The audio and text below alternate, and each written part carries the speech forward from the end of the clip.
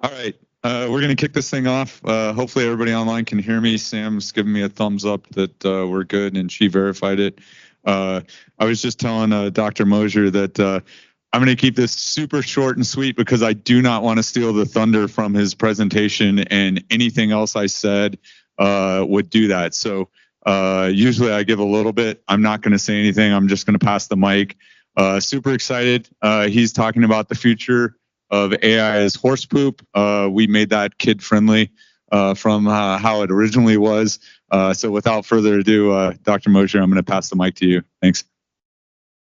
Thanks, Brian, and thanks for coming and getting the opportunity to talk a little bit. So let me introduce myself for a little bit. For those of you that don't know me, I'm relatively recently, I retired at the beginning of this year as the Chief Scientist of the Space Force.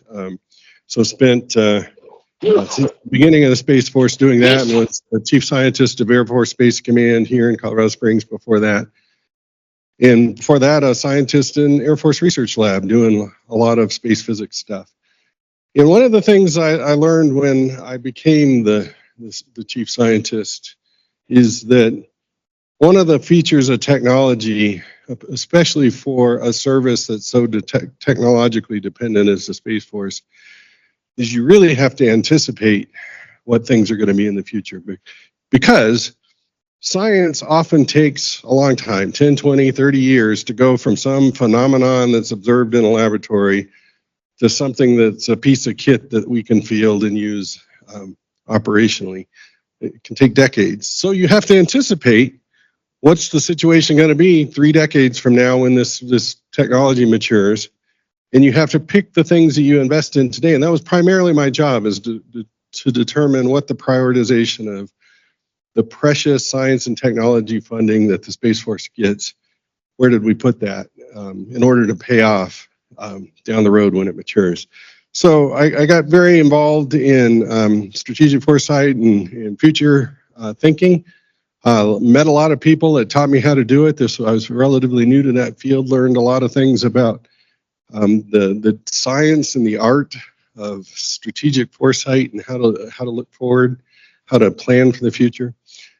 So my goal now that I'm the Chief Scientist Emeritus is to sort of spread the word about how to do this and the importance, particularly for the world we live in today, about thinking forward and how to do that, and provide some tools to do that. So it's I guess particularly important that today's 9/11, which is one of the days that was a big surprise for the United States, and 23 years ago we did not expect that to happen, and it did, and it really changed our world. Many people have said that was a failure of imaginations. We should have been able to foresee that event happening beforehand. It's easy to say in hindsight, hard to do in foresight. But let me talk a little bit about that. In several, I gave this particular talk with the non-kid friendly name to an AI for Contested Space workshop earlier this year at AFRL in Wright-Patterson. And even since that time, I'm going to show some of those slides, but I've changed my message a little bit and want to talk specifically about why do I say AI is horse poop, and what do I mean by that, other than it's a nice clickbait title to give a talk. So, some of you may have heard of this before. Let's make sure I can operate this thing. So there was something called the Great Manure Crisis of 1894. This is often used as an analogy of first and second order problem solving, which I'll get to in a second. But back in the late 19th century, there was a problem in our cities. Places like New York and Paris and London. How do people get around? By horse. In New York City alone, it's kind of hard to tell exactly how many. There's estimates that maybe there were 100,000. Some people say 150,000 horses in Manhattan alone in the 1890s. At the turn of the century, the population of horses was increasing much faster than the population of people. At the turn of the century, in the top 10 largest cities in the country, the population of horses increased by about 200%, whereas the population of people increased by about 10%. And if you think about it, I did a little bit of math here. 130 or so thousand horses in Manhattan, which is about 22 square miles. That's more than 4,000 horses per square mile. That's more than the number of taxis that are there today, for example. And it was just growing. Well, what's the problem with that? Of course, is each horse produces between 25 and 35 pounds of manure every day, a couple of gallons of urine. What do you do with that? That it builds up. And in fact, there was the famous article in 1894 that the London Times predicted that the amount of horse manure is going to be 9 feet deep in the streets. What do you do with all that? You can shovel it and pile it up. The stories are that the piles were reaching third-story windows in big cities. It was a real crisis. And, I had to have, just in Paris alone, 4,000 road workers were employed to shovel this stuff and do something with it. And if you think about, 130,000 horses, 25 pounds or 35 pounds of manure a day, that's millions of pounds that you have to get rid of. The math, if you work it out, it's like 25 modern semi-truckloads a day to just get rid of the manure in Manhattan alone. Well, of course, they didn't have modern semi-truck to do that, so they had to get more horses to pull these things along and get rid of them. So the problem was escalating and becoming exponential. So in 1898, the first International Urban Planning Conference was convened in Chicago, I think it was. They brought, the smartest government people from around the world to solve this problem. And they had, more than a week set aside just for figuring out how do we solve this manure crisis. And after 3 days, they gave up, couldn't find a solution. No idea. It's just a problem. And, that tells you what government planners can do about real problems. And I'll come back to that in a second. And before I go too far, I want to acknowledge that, this story and a lot of the futurism stuff or future thinking kind of stuff that I'm going to talk about comes from a colleague of mine who's online, Dr. Gabriele Rizzo, who's in Rome, Italy. And he thinks about a lot of these things. So I just want to acknowledge that he's here. So what happened? Let's look at the difference between 1900 and this particular intersection in New York City. Is what the scene looked like that year. And, look at it, it's all horses. It's horse-drawn carriages. There are 35 million segments transported by horse that year. 13 years later, same intersection. Where's the horse? You have to look real hard for it. Well, the manure problem was solved. Now we have cars, automobile. Well, that created a whole bunch of its own problems, which we won't get into. But, without any input from those urban planners or government folks, that crisis just went away.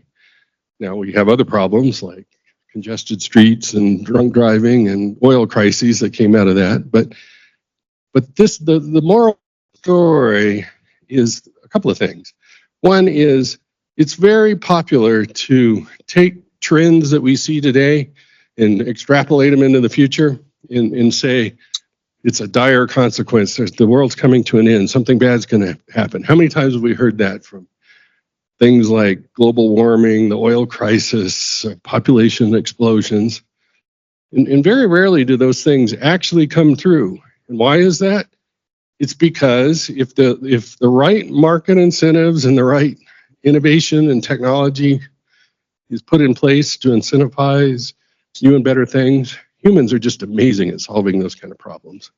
Now, I'm not minimizing things like global warming. This is a real problem that we need to solve, but I can tell you humans, one way or another, are going to adapt to the future climate no matter what it is.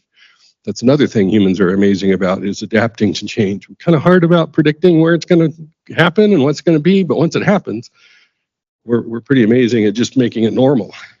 And I'll talk more about that. So why is this talk about AI? So, AI, lots of folks, when ChatGPT 3 came out, there was a lot of concern about, oh my goodness, it's going to kill jobs, or going to make our data privacy problems exponentially worse. We're going to make our children dumber. There's all these hallucinations. We're going to be sent down wrong paths. There's a lot of dire consequences. Well, not a whole lot of those have actually come true. And I'll talk a little bit about one set of consequences that's maybe you don't hear about quite as often, but it's very common. And that's the amount of energy that's required by AI data centers and processing these giant LLMs and training them up. People are worried about the energy needs. Sam Altman says we need a breakthrough to be able to figure out how to deal with this. We're going to run out of it. Elon Musk says we have a silicon shortage today, a voltage step transformers shortage probably in about a year, and then just electricity shortages in about 2 years. Again, projecting some trends today into a very dire future. Mark Zuckerberg, we would build out bigger clusters than we currently can, but we don't have the energy to do it. Another luminary talking about it. So what are we doing? Well, I don't know, but there is some folks that are thinking forward about where do we get the technology and the energy to do these kind of big data centers. Why not do them in space? That obviously piqued my interest as a space enthusiast. So, for example, this is one company called Lumen Orbit who's proposing to put a 16 square kilometer array of solar panels in Earth orbit, sun synchronous orbit. And in the very center of that, you can just barely make it out, is a 5 gigawatt data center. And these folks they're getting venture capital money. They're thinking through it. For those of you who follow Scott Manley on YouTube, just this week he put out an analysis of this particular company and did the sort of back of envelope calculations. I highly recommend you go to that. I won't talk directly about it. But why is that important to the Space Force? Well, if that's a potential technological solution to the future, we don't know if it'll work or not. Wouldn't it be better for us to be a little bit involved in that technology, to understand it so we can see what's coming, to see what the breakthroughs are, what's hogwash in terms of it's not going to work, or where's there a glimmer of hope? I think so. Unfortunately, and one of the successes of my tenure as chief scientist is I was able to advocate for AFRL to actually look at this kind of problems. And that culminated in a program called the Space Solar Power Incremental Demonstrations and Resilience Experiment, SPIDER. And they were looking at new technologies such as the direct DC to RF panels that you can buy now, put on the backside of a solar panel, and just immediately beam that power to wherever you needed it. They're looking at things like the metrology. If you put up a very large array of solar panels in orbit, you have to be able to control them, make sure they're managed. How do you measure all that? So they looked at that. They really burned down the risk of some of the component technologies to do the kind of things that this Lumen Orbit and others are talking about. And so that's what I mean. We need to be involved in those because now we are a smarter customer, a smarter buyer. We're not going to be bamboozled by the next person coming saying this is a done deal because we've tried it, we've done it. This is actually a potential technology that will be looked at by the new Space Futures Command as it stands up. Is do we really want to pursue this or not? So again, this is an example where these linear dire projections, you can either lament them, bemoan them, try to create policies to get out of them, or you can look at the technologies to get to them. So there's really two things about these linear projections that I'd like to talk about. The first one, and I sort of already mentioned, you can't project something that's happening today, and look at the trends and project it into the future, because other forces will be involved. The economy, geopolitical forces, economic forces, climate forces, and technology that will change things. The second thing is, it's probably, and this is me standing out on a ledge here, it's probably not a good idea to have the government try to limit something because of a negative prognosis for the future. What happened with the large language models and chat GPTs and things like that when they first came out? People said, oh, this is a national security emergency. We got to do something. We got to stop it. We got to put guardrails up. My own boss at the time put out a memo to the Space Force saying, you will not use generative AI for operational use because it's dangerous. That's probably not the way to go. The right answer is you ought to dig in deep into this technology, get to know it, get to learn it, and understand what its strengths are. So that's my second message about those. So now let me talk about, just to dig a little bit deeper in this, a first order problem versus a second order problem. You know, a first order problem is just what it says. It can be addressed directly. It's a simple puzzle that needs to be solved. It's often data driven. It's tracked by metrics. It's something, we have a hill, we need to take it. Let's get there and do it. That's a first order problem. And you need to do that. And I would say the military is pretty good at first order problems. They know how to organize, train, and equip to attack those. But a second order problem, like the manure problem in late 19th century cities, is more complex. It requires a more complex solution. It may not be clear what that solution is. There's no obvious answers. It has many possible solutions, and the results can be unexpected or surprising. And this could be either solving a problem can be solving how it gets solved, like the automobile solving the manure problem was a surprise. It could be that you don't know what the full problem is until you look at it. That's why it's complex. And this is what I urge you all to do, is to think beyond the first order into the second order problems and solutions, particularly if you're a government person, because sticking to the first order problems is just, if you try to muddle with that, you're probably just going to cause more trouble than you're going to fix. But if you get into the nuances and how to do the strategic foresight to look at the range of possibilities of the future and be prepared for that range, and I've offered to Brian to come back and give a bit of a tutorial on how to do certain types of strategic foresight. As I had mentioned before, folks like Dr. Gabriela Rizzo and others who are practitioners of strategic foresight have methods and processes to help folks go through that. And I'm eager to come back and talk specifically about that. But let's talk about imagination.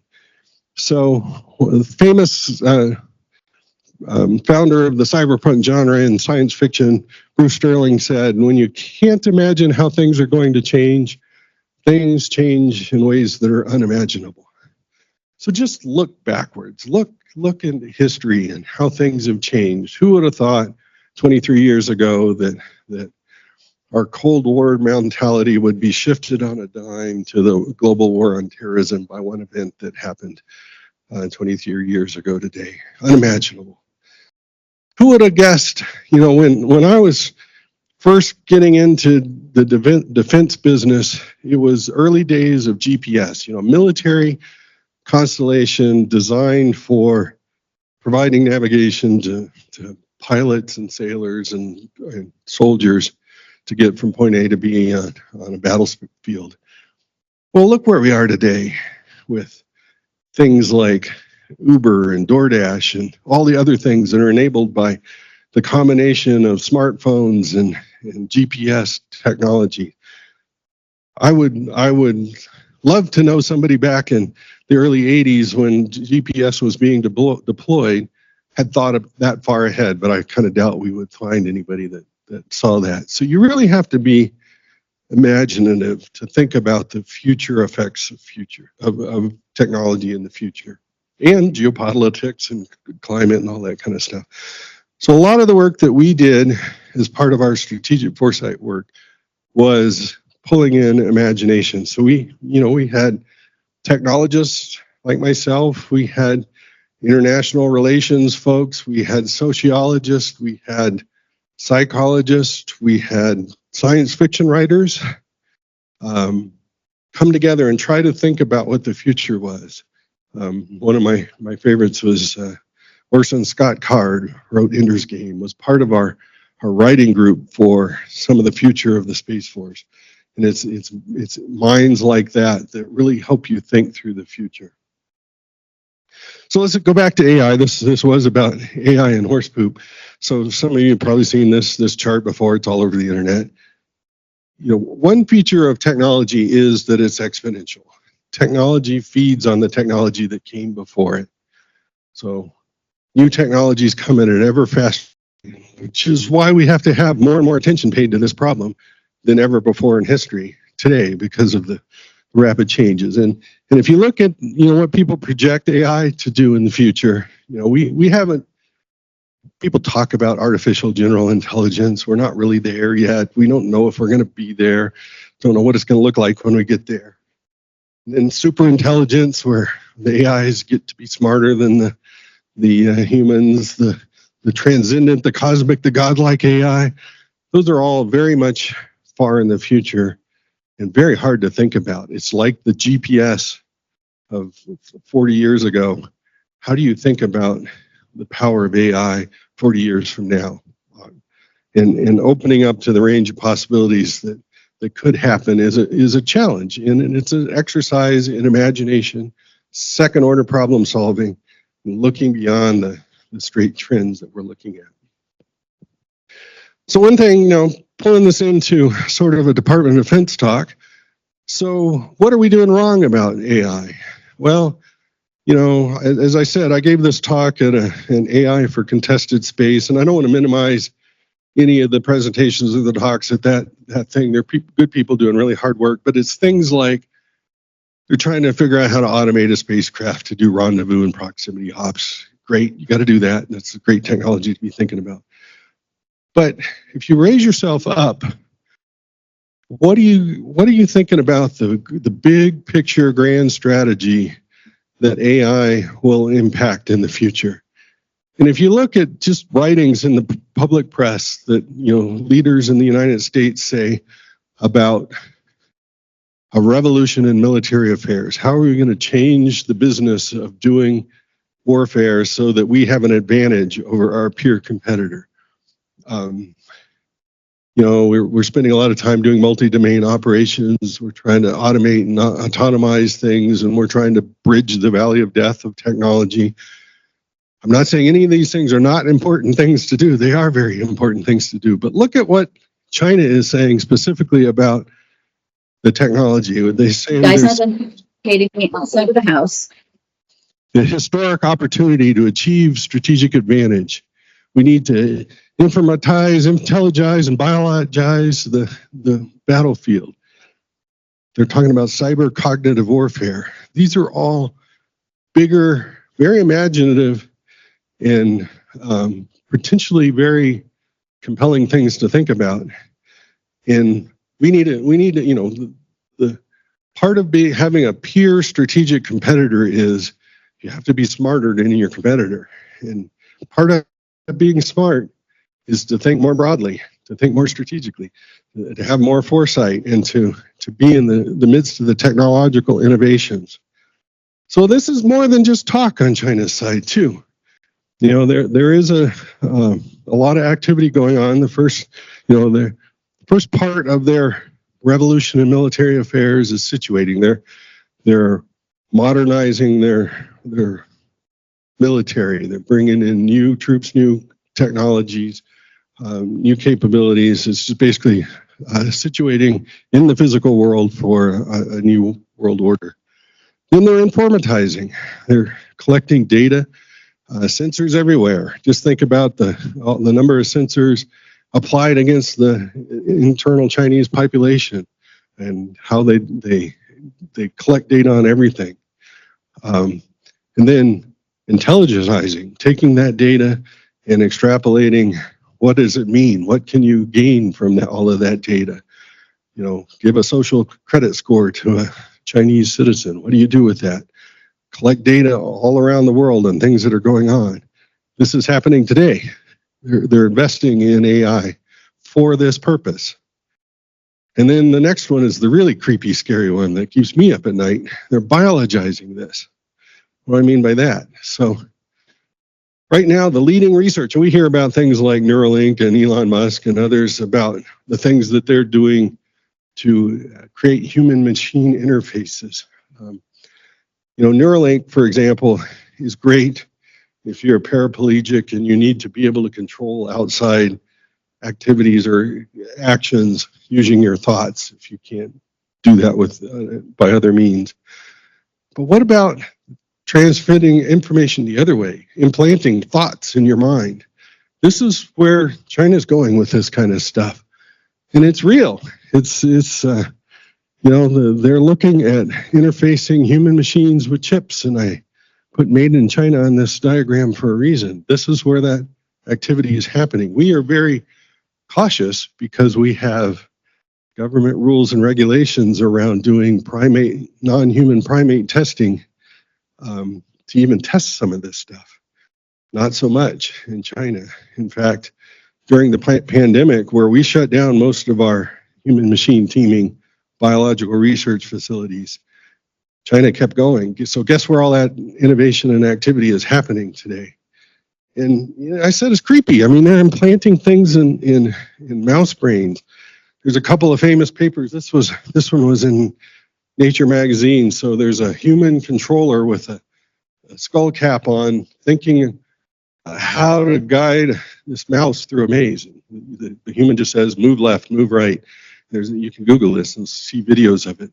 The mouse is following the human's thoughts. So it's the early stages, but there's folks thinking about how do you implant thoughts into people's minds. Well, where does that go if you take that to the extent? Now use your imagination. So if they have the technology to, the military hardware that they built during the situational part of this, they're sensing and informatizing and intelligencizing the battlefield. The last step is planting that information into warfighters. So now it reminds me of the Borg, the hive. So if you can have broad ranges of sensors with intelligent, our AI then feeding to mass hordes of folks, that's a pretty formidable opponent. And this is what they're doing. And I think, again, contrast that with what are we doing? And I'm not here to bash, we do need to be careful, and we need to be thoughtful in how we apply these things, because some of this is beyond what I think we would approve through just moral and ethical reasons. But we have to be aware with a peer strategic competitor that has different moral and ethical boundaries, that we have to compete with them, and we have to stay smart, and we have to stay on top of that. So what do? So first thing is we got to think forward. We can't just think about the applications of AI today and what we're doing to, replace humans at consoles and operating spacecraft, because an AI could be taught to do that same job. It's got to go beyond that. How are we going to use this technology proactively? What are the second order problems and effects of looking at this kind of technology? And what are the strategic consequences? And we have to balance the need to protect ourselves from bad consequences with the need to be on top of this and be forward-leaning and forward-thinking and be knowledgeable about the technology. So more investment in wilder and crazier things is basically my message. So if you're an AI person trying to figure out how to apply or develop something new in AI, I have some questions to ask yourself. Are you just an AI developer? Are you creating a new app to do something that seems to solve a first order problem? Or are you a social shaper or a creator of the future? Ask yourself that question. Are you pushing the bounds? What's the nature of conflict in a hybrid human machine world? If that vision that I just showed from China and the biologization of the battlefield comes true, what does that mean? What's the nature of conflict in that world? What is cognitive security and how do we get it? In a world of advanced general intelligence or super intelligence, who calls the shots? That's an interesting question. How does AI affect religious territorial resource disputes? The kind of things that drive warfare. I don't know, but somebody ought to think about those things. And then, of course, because we are the Space Force, what's the role of space in the future of AI? So my bottom line message is, you're here today because you're interested, and my clickbait title captured your attention. But I beseech upon you, I ask you to think bigger, bring your thoughts up, because this is the nature of being a smarter, better opponent when you have a peer competitor, is to think bigger than that. So, which future do you want? You want it to look like the one on the left or the one on the right? Hopefully, we can move towards the one on the right, have a bright and glorious future. So that's really all I have to say. I was hoping to open this up to a conversation, get your thoughts. What am I missing here? What can we do? And then I would like to, just give another shout out and an invitation back to a date to be determined. I will go through some of the processes of strategic foresight and how to avoid technology surprise. Hopefully I've piqued your interest a little bit, and I can tell you a little bit more how we do that and how it should be done. So thanks. Any questions? Got you all stunned. Yeah. We'll try to repeat it for online. And online, if you have questions, put them in chat and I'll moderate. Thanks. You were talking about the second order problems, but using the reference to putting solar panels in space, do you consider the base metal that's required to create is that still a second order problem, or is that now going to third and fourth order, and are we going to be going there?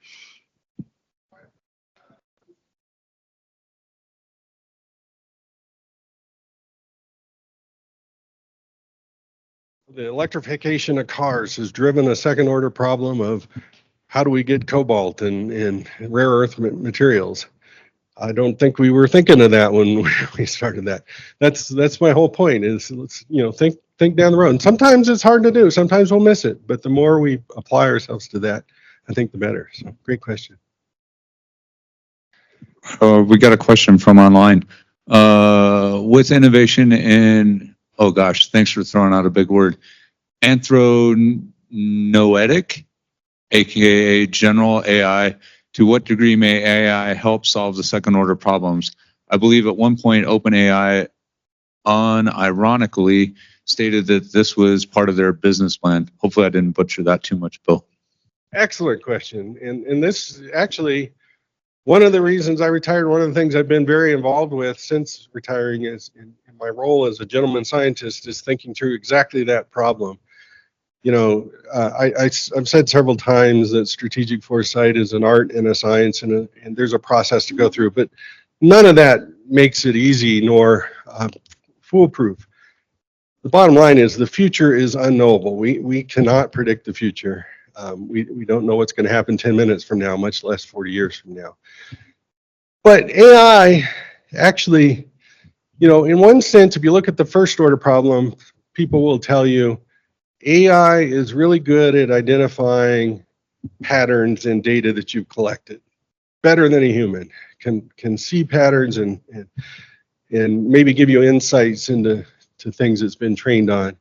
But if you ask it to do something diversive or outside of its training, something like looking into the future, it's not going to be so good at that because it doesn't have any awareness of the future either. However, there is one very interesting thing, and I won't get off on this too much, but think about hallucinations in large language models. What is a hallucination? So if the way I think about LLMs is it's a condensation of a lot of text that it was read.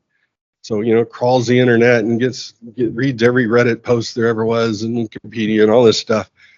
In its parameters, which might be, a few 100 billion parameters, it tries to capture all that's known. So in some sense, you can think about it as a compression of the internet. It's a lossy compression. It's taken all those facts and things that it's read, shrunk it into still a large number of parameters. And a hallucination is inside that parameter space, it's made an association that's not real. So, I think of myself as a little demon in a 70 billion parameter space, and every little point is a realization of a universe, the things that it knows. But if you go just slightly off a little bit from that spot, there might be some fact that's not true, that wasn't part of its training, but it's part of that parameter space, and that's hallucination. And people get all worried about those because this AI has told me a falsehood. It's not true. But if you think about that as possibly not just noise, but maybe a little bit of signal, it's something that's close to what it knows, but a little bit different from it. That's sort of like imagination. And maybe we should look at those hallucinations a little bit more careful. Is there something real there that we should think about? So that's part of the research that I'm doing. I could talk all day about this if you want, but I won't. How we can use generative AI and LLMs to help humans, not tell us what the future is, but help humans think through in a teaming sort of way what the future might be. So, thanks for asking the great question.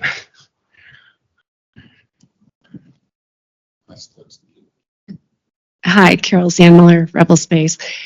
In your work on the strategic foresight for the Space Force, what did you imagine AI could solve? Oh, I don't know if I have a direct answer to that. Let me tell you a little bit, just in a thumbnail sketch. What we did is we looked as many as 40 years out in the future, and there's a report that we wrote. It's the Future of Space 2016. And what we were doing was, again, a sound, established strategic foresight process of investigating future scenarios. So what you do is you look at critical uncertainties, what things you don't know about the future, and then you try to map out what would the extremes of that uncertainty look like. So, for example, we looked at the number of people that live and work in space. Today, there's a small handful. I think the record number of humans in low Earth orbit right now is 17. But if you listen to people like Jeff Bezos and Elon Musk, someday we'll have tens of thousands of people that live and work in space. So those are two extremes of one critical uncertainty. Another one we looked at was the space economy. Today, it's about $600 billion globally. People talk about it being $35 trillion in that time frame. Start doing things like mining asteroids and manufacturing in space, it could really grow. And then the third thing we looked at was leadership in space. And so we created these 8 scenarios based on those 3 critical uncertainties with bounds on it. So just to give you a quick idea, one of those scenarios was the future where we have lots of new money in space, lots of people living and working in space, and US and our allies have established a liberal world order, and rules-based trends happen in that space. All good things. We call that the Star Trek future because that's a utopia. We like that. But we had other futures, like when none of those things were, when the economy doesn't grow, the people don't grow, and we don't get the leadership. We call that dark skies, and that's very, very dim and dystopian as opposed to utopia. So anyway, within each of those scenarios, then we would look at different, what we called images of future operations, dilemmas that would be brought to the Space Force or the Department of Defense, set in that scenario, and how would you solve it? And that's where we would bring in things like trying to, what capabilities would we need? What would we need from an AI to help us get out of a particular dilemma? But very importantly, the challenge was not to project what capabilities we have today into those scenarios, but to start with those scenarios and try to project back what would we need in order to solve that. So that, anyway, long-winded answer. Check out the Future Space 2060. You can download it for free.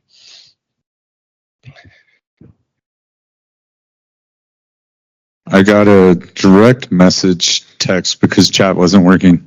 For those that have my cell phone number, that also apparently works. Can you riff on how AI may influence the future of networking protocols and standards? I might have brought that to just communication in general, maybe. Up to you, dealer choice. Yeah, so I guess what I'll say about that is, again, imagination is important. Don't be constrained by what the capabilities we have today are. Think about what you would really want out of communications. The example I use is not really a communications example, but it's related. Is back to Star Trek. You might gather I'm a Star Trek fan, but in Star Trek they have a thing called a transporter. You get in a stand on a stage, push a button, you move from one place to another pretty much instantaneously, presumably at low cost. Lots of mass. So, that's a cool thing. And, if you ask the creators of Star Trek, the reason they did that is it was cheaper than trying to come up with landing craft and the graphics to do that. But if you let's think about the future where you had instantaneous ability to move from one point to the other for low cost.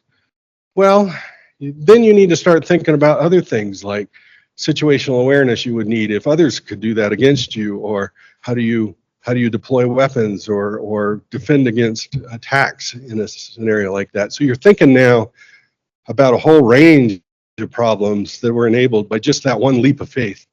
And the other thing about that is what has happened to launch, the access to space over the last 20 years. It used to be $20,000 a kilogram to get something into orbit. If you believe Elon Musk and Starship, it'll be $150 per kilogram soon. So we've moved to this point where space is expensive and time consuming to much shorter times, much lower cost. You can put things from one place to another. So that's why, it's not really a communications example, but that's the kind of thinking that you have to go through. What if you had the infinite ability to communicate instantaneously to any place you needed to? What would that open up in terms of other capabilities? Hi. So I'm going to forget who exactly says this, but it's a kind of a quote around like, when we invented the plane, we invented the plane crash. And when we invented the boat, we invented capsizing. So basically, there's always kind of a negative side effect to something that we introduce and invent in the world. And I can kind of imagine, you already mentioned a lot of, negatives around Gen AI in terms of like education and things like that. And even going into the compute and the energy needed and talking about, we're causing already shortages in certain natural resources needed to do some of these things. I guess my question is, how does that affect your strategic thinking into those higher orders? And also, where do you mentioned kind of policy sometimes needing to take a step back for innovation to grow, but I guess where do you see policy playing into those strategic plans? And is that something you account for when you're looking into those other order of magnitudes in terms of those problems? Yeah, all great points and great question. I don't have all the answers, but one thing I would say is that as you're thinking about the future, you need more than just technologists. You need the policymakers, the international relations folks. And that's what one of the things that we did strive to do with the Space Futures Workshop is bring in a diverse collection of folks. And once you have that set of folks, it's back to my main message of this is you don't focus on the first order problems. You think about those second order problems and think about how can you proactively produce benefit from the future, not just be defensive and reactive to all these bad things that it's easy to project. And that's a hard step to make, especially when you're, I think about my old boss the chief of space operations. He's making plans and policies and doctrine and strategy that's real world. He's at a very pointy end of the spear, and he has to be able to react to real threats. And then I'm asking him, oh, but don't worry about that. Think about these second order problems. It's very hard to do, and it takes effort, which is why I come and make talks like this. Thanks. Question from online. Given the power and resource demands of AI, will it take breakthroughs in power generation and alternates to rare earth materials for the next AI level breakthrough? In quotes.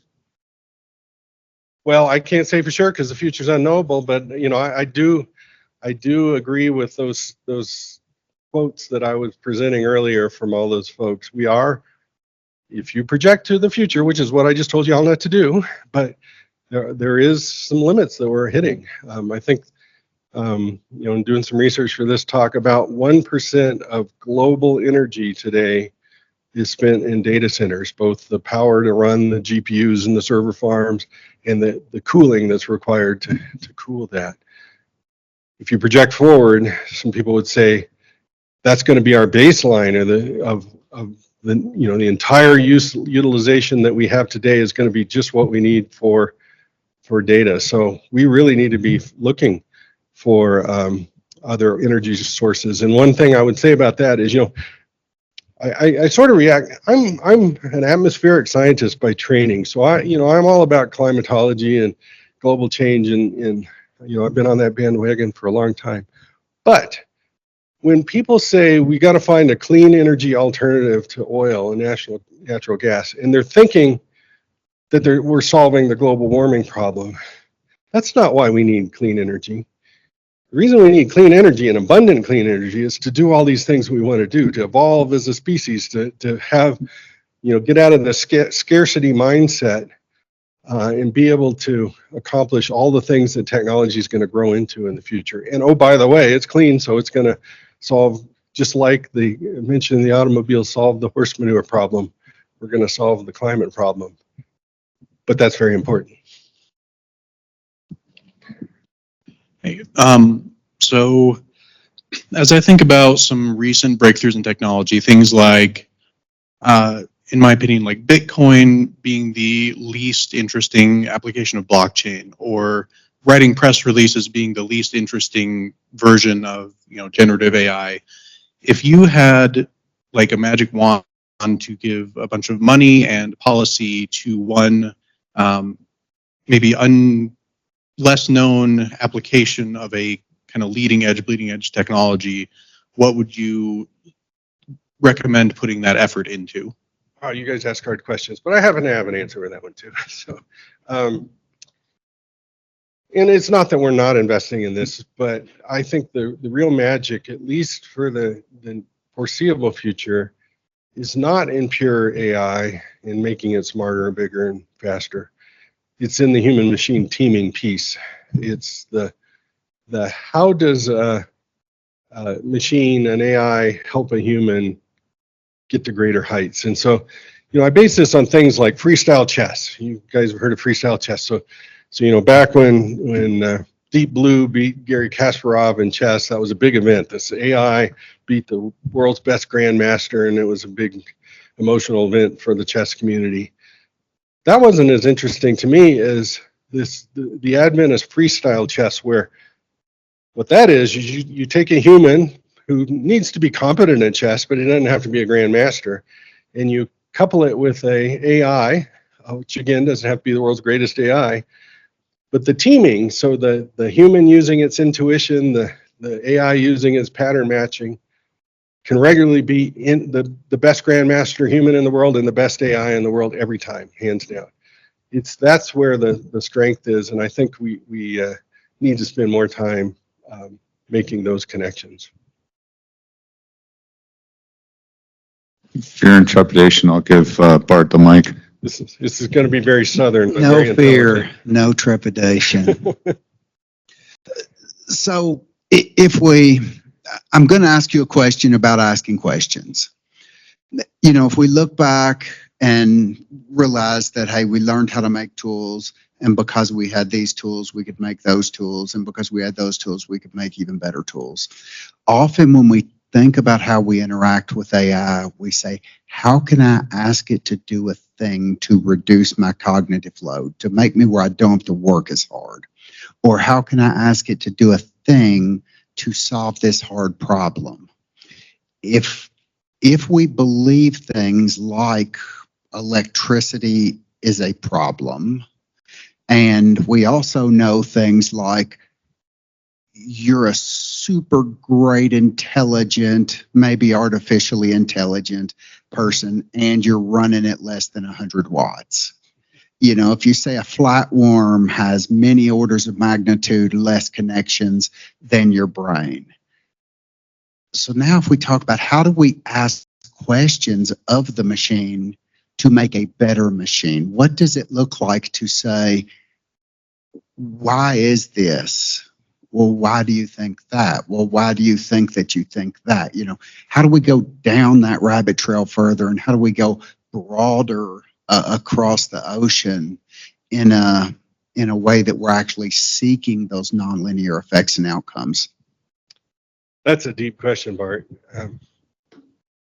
Here's what I'll say to that. And you tweaked on this during your question is, you know, the human brain is estimated to have 86 billion neurons.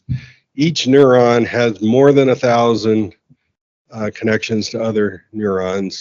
So there's on the order of 100 trillion connections in your brain. And some people think that's where thinking comes from. That's our ability to reason comes from that large number of connections. And if you look at the development of LLMs, for example, you know, the first ones that came out were, you know, people have been working on these with millions of connections, and they weren't all that exciting. They might be able to predict the next word in a sentence, or maybe not. Then they went to 100 million, a billion, 100 billion. And then you start getting emergent behavior. All of a sudden, this thing you trained by reading internet posts now can take a picture of the inside of your refrigerator and make a recipe for dessert. Where did that come from? So I think it's in those connections, and we need to understand those kind of things to ask those kind of questions. It really gets to the nature of what is thinking, and you know, how do we reason? Fascinating stuff. Great question. Thanks, Brian.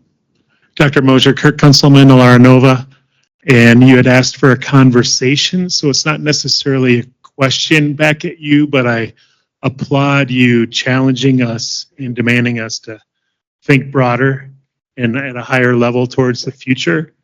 As a member of space industry, there's a number of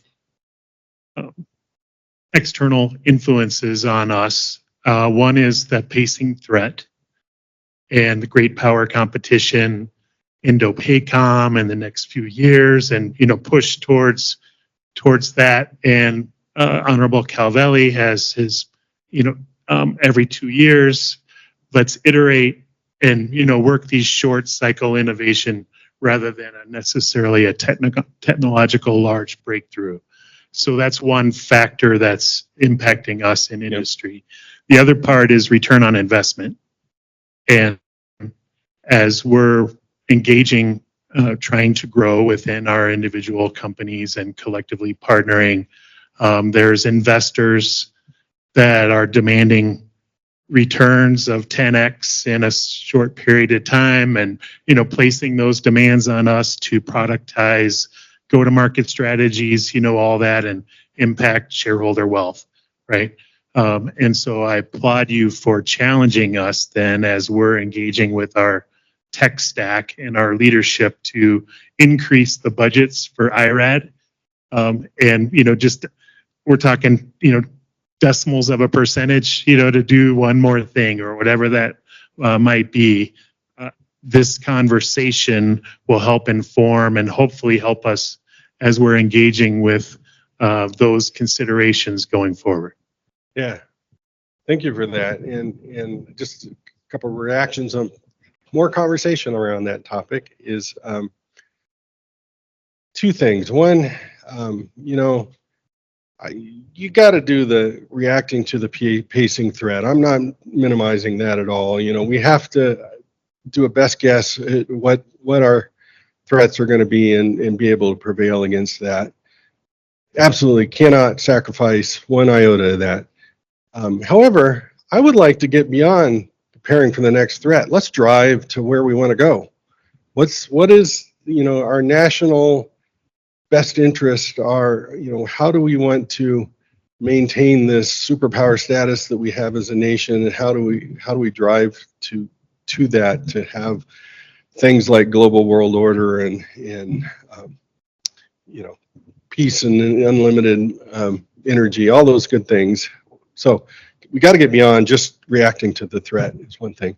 And the other thing that I would say about all the industry, that is exactly what makes us strong, is, you know, lots of diverse ideas, an industrial base that won't quit, an economy that's right up there.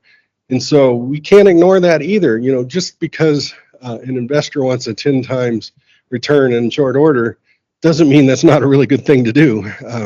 We need that innovative base, and we need, in the government, we got to figure out how to get better attached and attuned to that. That's probably where that work is. So all great conversation.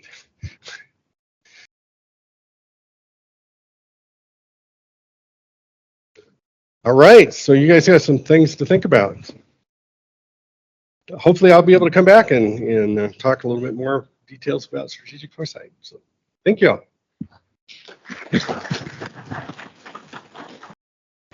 Thanks, Dr. Mozer, and we'll figure that out. We already had that talk, so we'll figure that out. For those, this was Wisdom session number 5.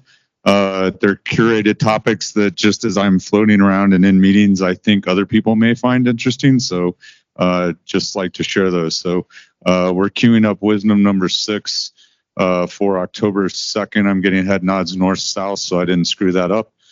So we'll do that. I don't know if we'll fit you in that quick, but it may be the November one. I think you're on leave or whatever you call it in your world soon. So, right. From that. So thanks, everybody. If you have topics or you are someone who wants to talk about something, reach out to me, brian.delong.3@spaceforce.mil, and we can have a chat. We also have our waffles on Wednesday if you're in Colorado Springs, informal group. Never know who's going to be there, but I personally cook waffles for whoever shows up. Apparently my waffles have gotten better the last couple of weeks, is a rumor. I know what the science experiment was that led to that. It's kind of embarrassing, so I'm not going to relay what actually happened from that, but you may figure it out from there. Also going to give a shout out. People keep asking where I'm going to be next. Space Industry Days, end of October, out in LA, along with the Spec OTA conference. I'm not plugging it. I'm just saying that's where I'm going to be from that side. But no, honestly, it's a great conference, great time to get together from that side. I think that's, yep, I'm getting north-south. That's all the things that I wanted to make sure I shared. Dr. Mozer, huge thanks. Even second time around, it was great, and all the mods were actually appropriate. I was laughing because it was not a mastermind point on my part, but the special event we had on quantum computing actually raised some of those same things, and the indirect benefits we're getting from exploring quantum in the realms of power and a few other things was there. So we can chat a bit more offline from that. But thanks everybody, both in person, online. Appreciate it. Mark your calendars for October 2nd. And with that, we'll wrap up here. Thanks everybody.